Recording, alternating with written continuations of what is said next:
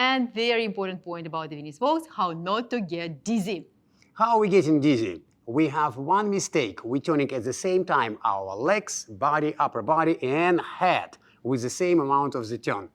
If we're staying like this and do it incorrect way, 1, 2, 3, 2, 2, 3, 3, 2, 3, 4, 2, 3, 5, 2, 3. And what we have to do instead of that? When we're dancing natural turn, very important, where we're going to look. Can you see, guys? I'm going to focus. When I'm taking first half of the natural turn, I'm going to look forward on line of dancing, diagonal to the wall, on the connection, wall and ceiling. If I'm going to do natural turn, 1, 2, 3, I'm looking in this direction.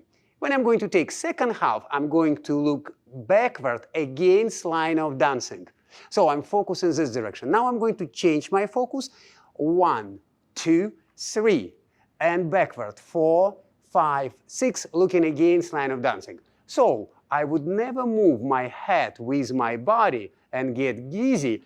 I'm going to focus forward to the right and then backward.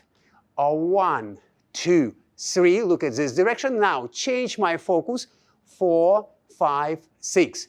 Again, 1, 2, 3, and 4, 5, 6. And ladies, of course, same point for you. When you're going to take first half of the natural turn, you're looking backward against line of dancing, and when you're going to take step forward, you're looking forward and diagonal to the wall.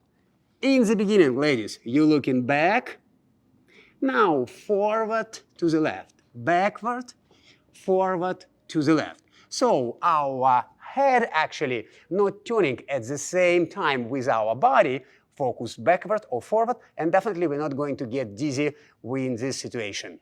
Thank you for watching this video. We have more information about Viennese Waltz.